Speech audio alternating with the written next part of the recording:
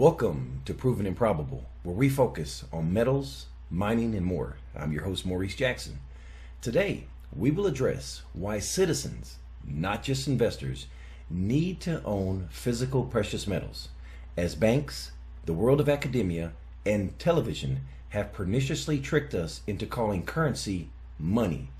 Today, we will reset your hard drive and remove this virus. And most important, we will share what actions you, the investor, need to take. Joining us for this very important discussion is JS Mindset's Bill Holter. Thank you for joining us today, sir. Thanks for having me, Maurice. Mr. Holter, you're one of the most respected names in the natural resource space. For first-time listeners, please share your background. I was a retail broker for 23 years. The last 12 years I was a branch manager. Retired in late 2006. Moved with my family to Costa Rica. We were there for about 5 years. The timing, if you think about it, I saw 2007, 2008 come in and we wanted to get out. When I realized the collapse came but was dealt with by blowing up balance sheets, our Spanish got better and better, and I realized that when the dollar went, so would all foreign banks, and Costa Rica, of course, uses dollars as their reserve currency. So we moved back to Texas and figured we will ride this thing out shoulder to shoulder with like-minded people. So when I got back from Costa Rica in 2011, I wrote for a couple of years with Miles Franklin, and for the last 2 years, Jim Sinclair and I have partnered and post at jsmindset.com. Thank you for sharing that. Now, Bill, to set the tone for today, can you please define for the audience the difference between currency and money? The difference between currency and money is really the biggest difference is that money is a store of value. Currency is a medium of exchange. Over time, the medium of exchange gets diluted. In other words, governments will print more and more of that currency and dilute the value. It's important to understand that dollars, when the Federal Reserve began back in 1913, dollars and $20 gold pieces were interchangeable. You could go into a bank with $20.67 and walk out with an ounce of gold, or vice versa. And then they broke that link in 1933.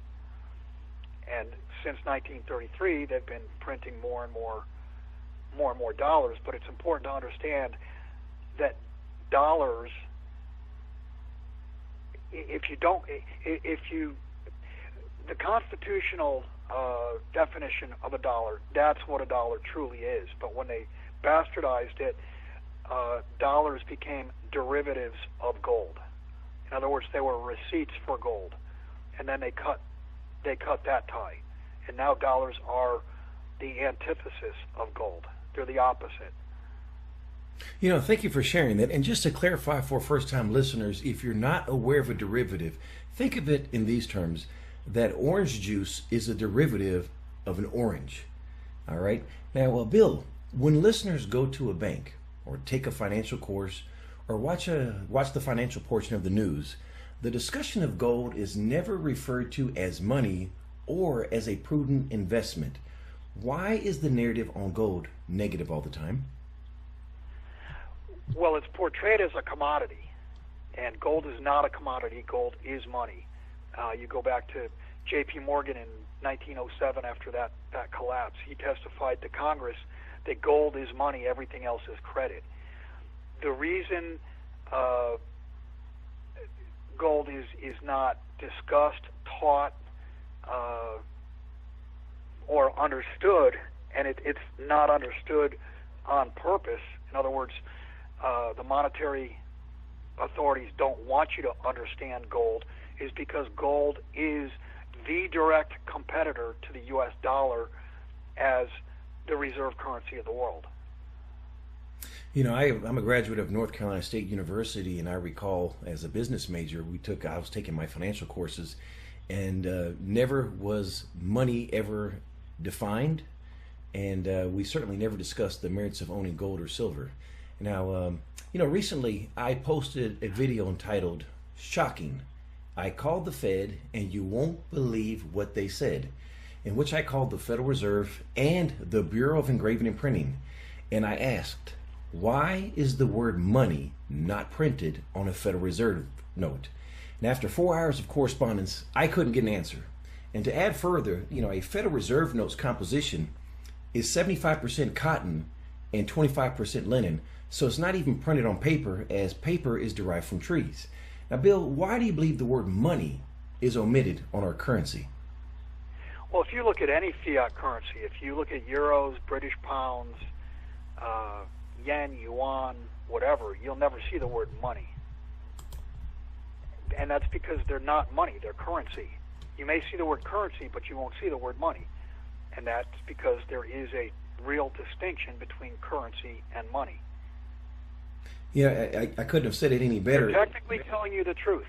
By not putting the word money on it, they're technically telling you the truth. And it's also important to understand that dollars can only be created via debt. Dollars, all fiat currencies are a debt-based in origin. In other words, in order to create money, for instance, you go out and you buy a car or buy a house or whatever, and you borrow money. That money is created out of thin air by the fractional reserve banking system. That's how dollars are created. That's how the currency base is expanded, is through the use of credit. And what we're going to see is a contraction of credit, a contraction of the monetary basis, and thus a collapse of the credit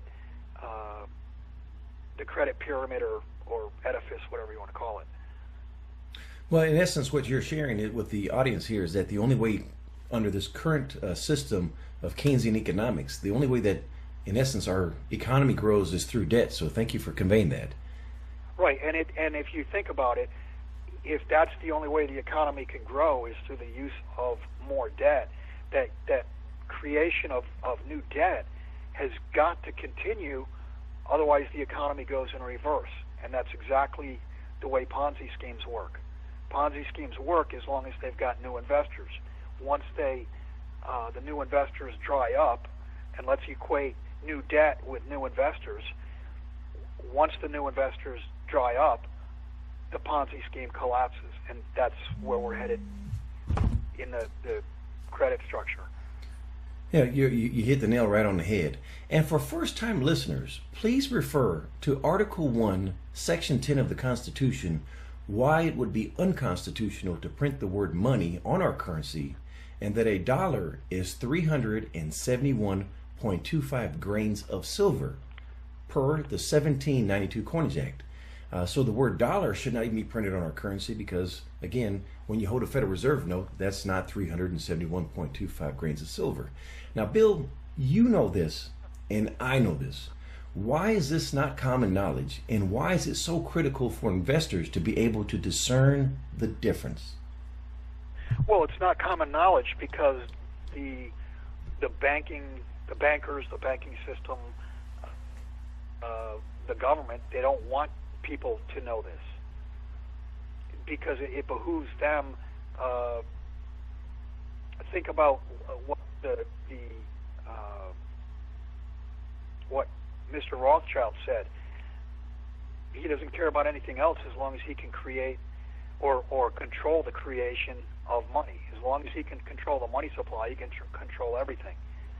And that's what it's all about. It's about control. And keeping the masses dumbed down is, in effect, their way of taking and then keeping control. Which is it's very pernicious. It frustrates the dickens out of me, as I know you're very It's passionate evil. about it. It is. It truly is. And what we're sharing, ladies and gentlemen, is not conspiracy theory. These, again, that's why we're providing you a preponderance of evidence with the Constitution and the 1792 Coinage Act. And we also, I mentioned the video. Please watch that video. I provide you the phone number to the Federal Reserve and the Bureau of Engraving and Printing. You can simply call them for yourself and ask the question, why is the word money not printed on a Federal Reserve note? Now, Bill, this ignorance is not germane to the United States. You recently resided in Costa Rica, and the citizens there call their currency money. Now, I find it ironic when I travel to Canada or Europe that all the citizens call their currency money, yet when they refer to another country's medium of exchange, they don't call it money. They state currency.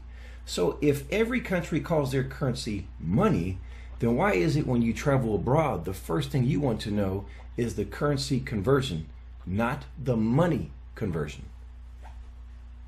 Well, because again,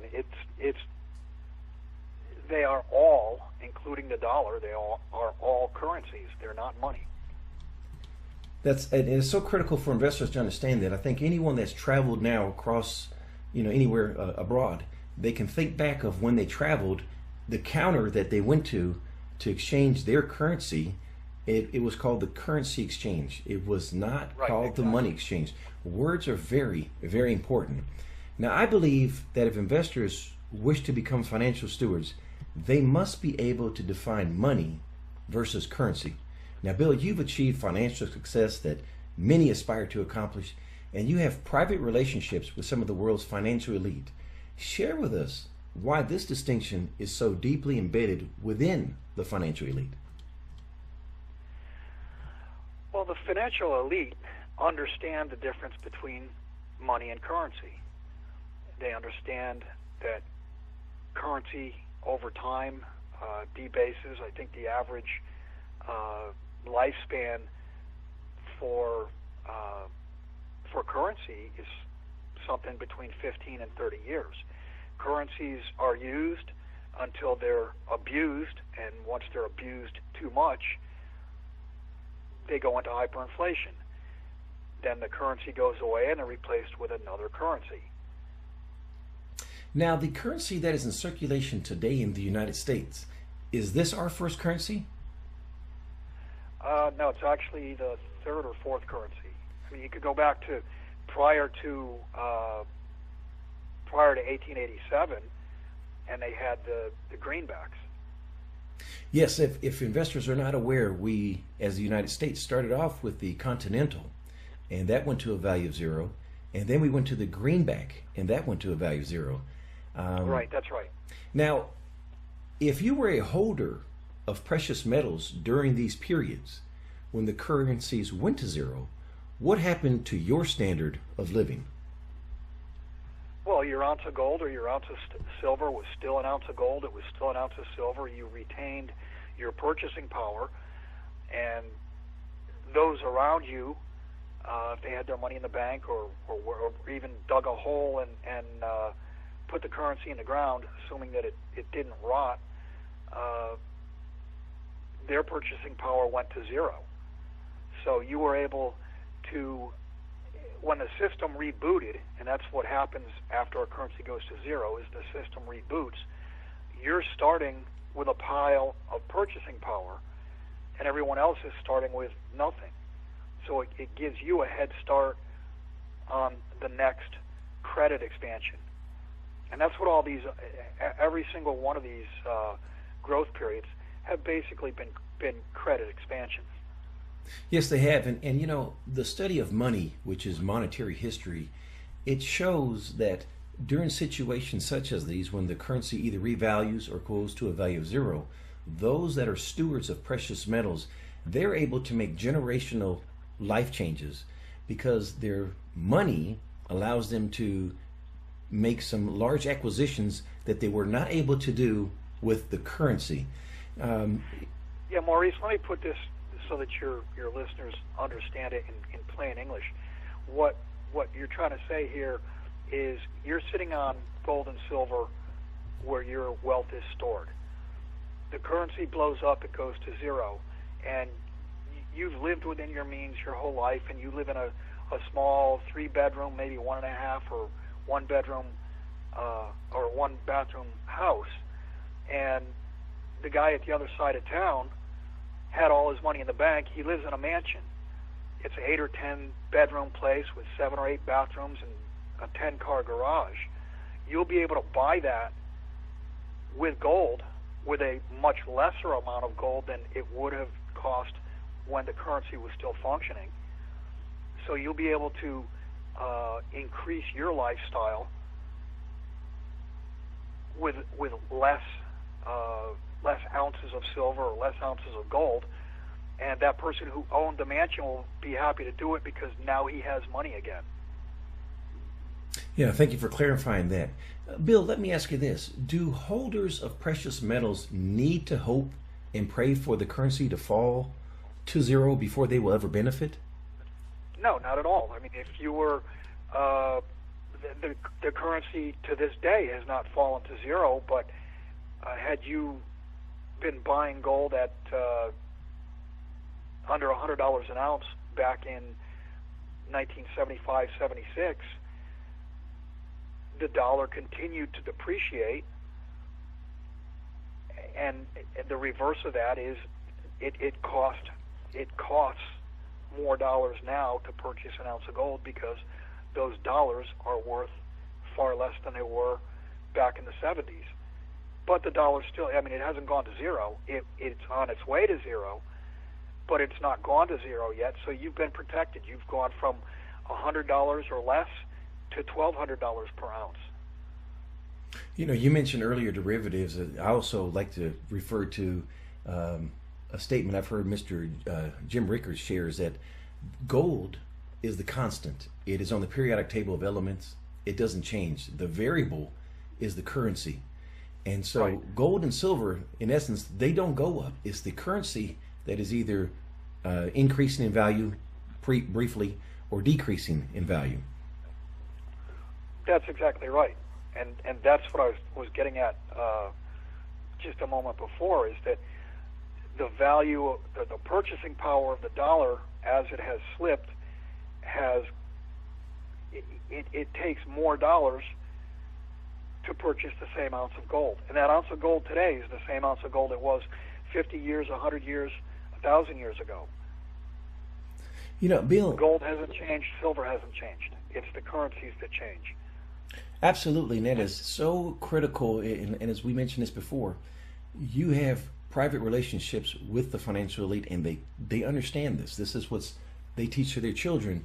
It's just this information does not get conveyed either in the world of academia or through our parents because they weren't in that position. So thank you again for conveying that. Now, Bill, let me ask you this. In your experience, what type of investor have you found invests in physical precious metals? Well, one type is the skeptic. And when I say the skeptic, they're skeptical that government policy is going to do what it says it's going to do. And the skeptic has done well. Of course, the other type is the people who truly understand the difference between money and currency.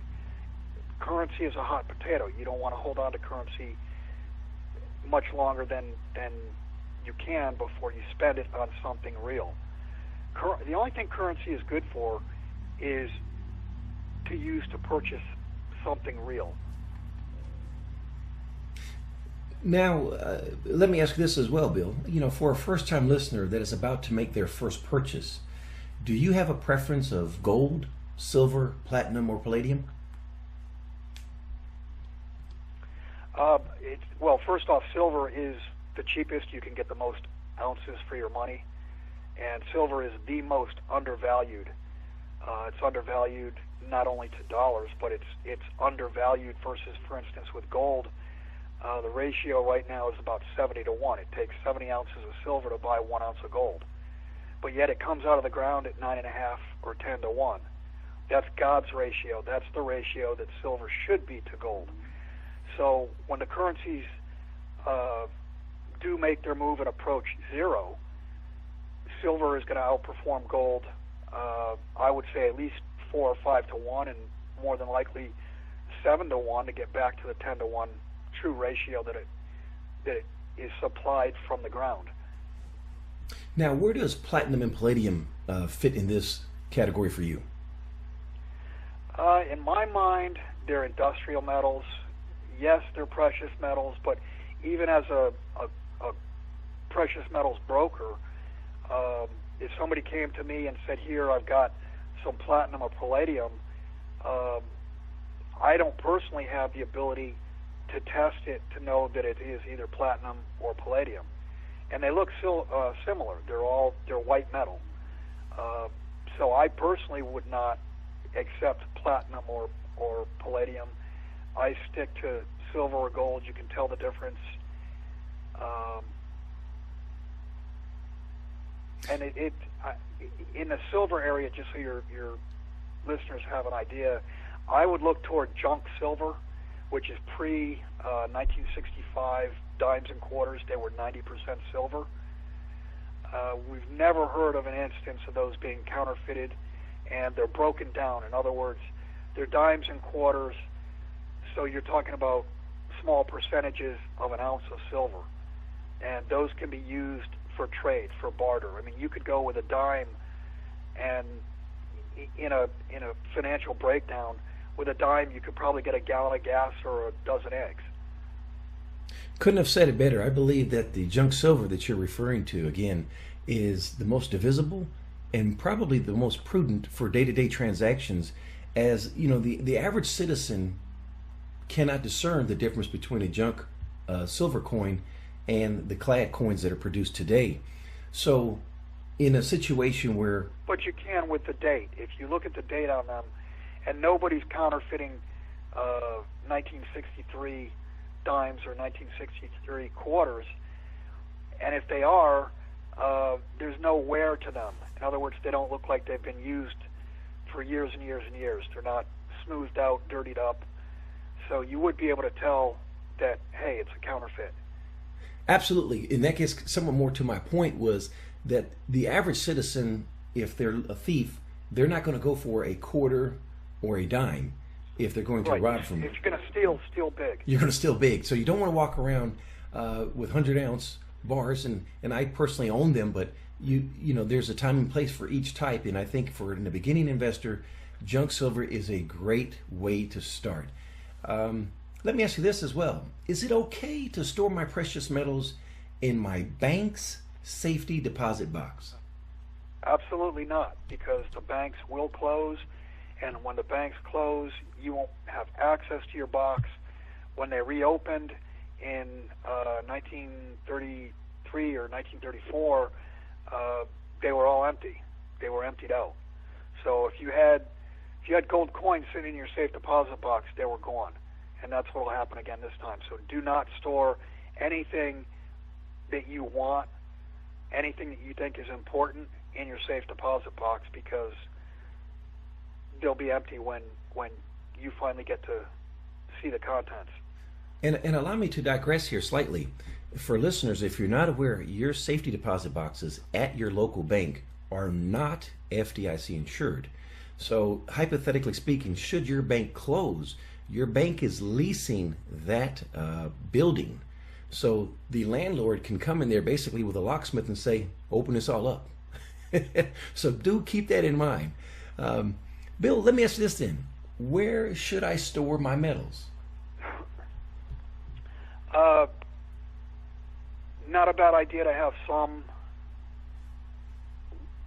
within your own reach, whether it's buried or hidden or whatever, and the rest, then look for non-bank vaults. And the reason you want non-banks is because you want vaults that have no connection to any banking commissioner that can shut them down or tell them you've got to open the boxes. I broker business through Miles Franklin. They have agreements with Brinks both in Montreal and Vancouver. They also have a storage agreement with Dakota Depository in North Dakota. So if you got metal that you do want to store, those are in my opinion good places. I personally store some silver that I use basically as a bank account in one of those depositories. If I need capital, I call them, tell them sell it, and they wire me a check the next day. If the banking system comes down, the metal's just going to sit there, and whenever the system's rebooted, then you have your metal to restart your financial life with. Oh, great response. Thank you again so much for that. Bill, last question. What did I forget to ask? Oh, Maurice, we could go on for hours and hours and hours. Maybe one of your next topics should be, because I think this is what it's all about, is that once credit dries up, the system stops. And when the economic system stops, you're no longer, even if the banks, let's say that the banks were open and you could go get money, supposedly your money, everything runs on credit, which means your local grocery store, Walmart, etc., are not going to be stocked up because they don't have little elves in the back room that bake loaves of bread and stuff like that. They require farming, they require processing, they require transportation, for example, trucking, and all of that will stop because it's all done on credit. So when credit stops, the music's going to stop, and when the music stops, you're going to have what you have, and that's what you're going to have to live on for a time until the credit system comes back up. It may be 2 weeks, it may be 2 months, it could be 2 years. I mean, it's hard to say, but everything revolves around credit. Thank you again for sharing that. And Bill, please share your contact information for listeners that want to hear more of your commentary. Our website is jsmindset.com. That's MINESET.com. It's a two-tiered website. We have a free side that Jim had run for 10 or 12 years before we partnered. That has remained the same. Most of my work, probably 80 or 90% of my work, my writings, go on a subscription side, and Jim and I do a weekly one-on-one either interview, question and answer from subscribers, or maybe once a month we get somebody in that we interview. Just listening to the interview to hear Jim Sinclair, in my opinion, is worth the price of subscription. It's modest. It's $119 for the year, and you will get information that you're not getting elsewhere. Thank you again for conveying that. And last but not least, please visit our website, www.provenandprobable.com. Through Miles Franklin Precious Metals Investments, we offer gold, silver, platinum, and palladium, offshore storage, and safe deposit boxes, which are fully insured and secured by Brinks, and self-directed IRAs. The website again is www.provenandprobable.com. Bill Holter of jsmindset.com. Thank you for joining us today on Proven and Probable. Thank you for joining us today on Proven and Probable. Remember to like and subscribe for more conversations with the most respected names in the natural resource space. Check out our website at www.provenandprobable.com. The information presented on Proven and Probable is provided for educational and informational purposes only, without any express or implied warranty of any kind, including warranties of accuracy, completeness, or fitness for any particular purpose. The information is not intended to be and does not constitute financial, investment, or trading advice, or any other advice. You should not make any financial, investment, or trading decision based on any of the information presented without first undertaking independent due diligence and consultation with a professional broker or competent financial advisor.